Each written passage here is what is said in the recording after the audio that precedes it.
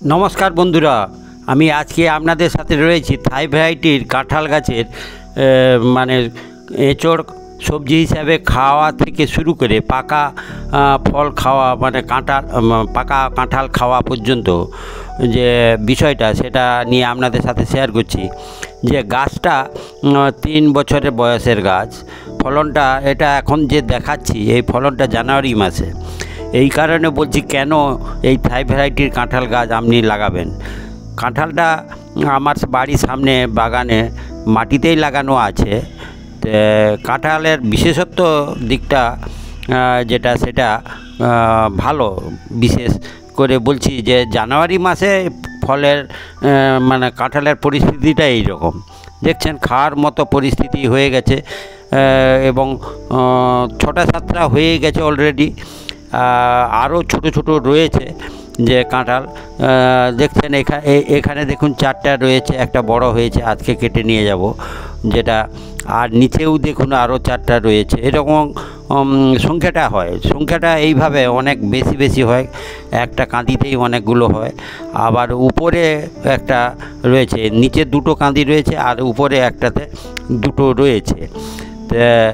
এই গাছে আর্লি ফলটা হয়, এটাই আর কি। জানুয়ারি মাসে সাধারণত দেশি কাঁঠাল গাছে তখনও মানে ফলই আসেনি। আর এখন আমি যেটা এঁচড় হিসাবে কেটে নিচ্ছি দেখছেন, এটা জানুয়ারি মাসের 8 তারিখ। দেখুন যে যথেষ্ট বড় হয়ে গিয়েছে, খাওয়ার উপযোগী। এর বিশেষ দিক এটাই যে অনেক আগে, মাস 2 আগে ফলনটা আসছে এবং যথেষ্ট সংখ্যায় হচ্ছে। আর পরিচর্যা যেমন মাটিতে লাগিয়েছি, পরিচর্যা সেরকম বিশেষ উল্লেখযোগ্য করতে হয় না, কিন্তু গাছের যে বিশেষত্ব সেই বিশেষত্বই হচ্ছে যে আর্লি ফলটা হবে। সে আর্লি ফল হলে পাকারও বিষয়টা আর্লি দেখছেন। এখন আমি গাছের 2টো দেখাচ্ছি, যে এই 2টো রেখেছি আর বাকিগুলো সমস্ত এঁচড় হিসাবে খেয়ে নিচ্ছি। তো এই 2টো পাকার জন্য রেখেছি, এটাই পাকলে কী রকম কী পরিস্থিতি সেটার জন্য। যে এখন সবে মাত্র মে মাসের 5-7 তারিখ হয়েছে, তো এখনও দেখছেন এই রকম পরিস্থিতি, কাঁঠালটা পাকার পরিস্থিতি হয়ে গেছে।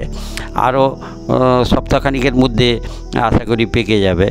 তো এই পাকা অবস্থায় কাঁঠাল কেমন সেই বিষয়ে নিয়ে আপনাদের সঙ্গে শেয়ার করছি। এরপরেই যে এঁচড় হিসাবে পাওয়া যাবে অনেক আর্লি স্টেজে, জানুয়ারি মাসে আপনি এঁচড় হিসাবে খেতে পারবেন। এটা মানে মাস 2 আগে সাধারণ যেসব কাঁঠাল গাছে যে নিয়মে আছে তার মাস 2 আগে এই ফলনটা হয়। ফলে কাঁচা আগে পাবেন এবং আবার পাকলেও আগে পাবেন। সেই জন্য বলছি যে এই গাছ আপনারা লাগান, ছাদেও করতে পারেন।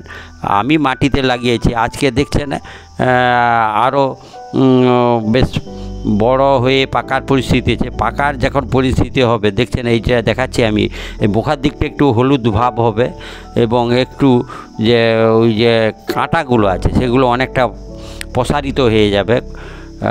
আজকে কেটে নিয়ে সপ্তাহখানিক রাখার পর তারপর কাটার বিষয়টা, মানে খাওয়ার বিষয়টা করব এই বিষয়ে। যে সপ্তাহখানিক রাখার পর আজকে এখন দেখাচ্ছি যেটা দেখুন, যে একবারে চাপ দিলে সহজে চাপটা বসে যাচ্ছে, মানে পেকে গিয়েছে। এবার যথেষ্ট শক্ত দেশি কাঁঠালের বিষয়টা যেটা, সে তুলনায় এটা যথেষ্ট শক্ত, মানে এমনি হাতে এটা মানে খোলা বা ছুঁড়া যাবে না। এইভাবেই কেটে থেকে ফলটা বের করতে হবে। ফলের সংখ্যা বা আকার, স্বাদ অভিজ্ঞতা আছে, গত বছর হয়েছিল যে প্রচণ্ড মিষ্টি, এতটুকু মানে নেই, মানে আর হচ্ছে যেটা শক্ত, যথেষ্ট শক্ত। অন্যান্য কাঁঠালে মানে কোয়াগুলো নেতিয়ে পড়ে, আকারে কোষগুলো একটু ছোটো কাঁঠালের কোষগুলো, কিন্তু শক্ত, হাত দিয়ে এমনি বের করা যাবে না, এত শক্ত যে ছুরি দিয়ে এইভাবে মাঝের অংশটা কেটে বাদ দিয়ে তারপরে যে কোষগুলো সেগুলো বের করে, এবং কোষগুলো আকারে ছোট হলেও যথেষ্ট শক্ত একেবারে। মানে সাধারণত দেশি কাঁঠাল এইরকম এত শক্ত হয় না, যেটা আমি কেটে আপনাদের দেখাচ্ছি। দেখুন যে এইরকম এত শক্ত। আমি এতগুলো মানে অর্ধেকটা থেকে বের করছি, কোষগুলোর আকার ছোট কিন্তু শক্ত, যথেষ্ট শক্ত, যেটা খাজা কাঁঠাল বলে থাকি সেটাই, যে শক্ত কাঁঠাল সবাই পছন্দ, সেটাই হয়েছে, খুবই ভালো।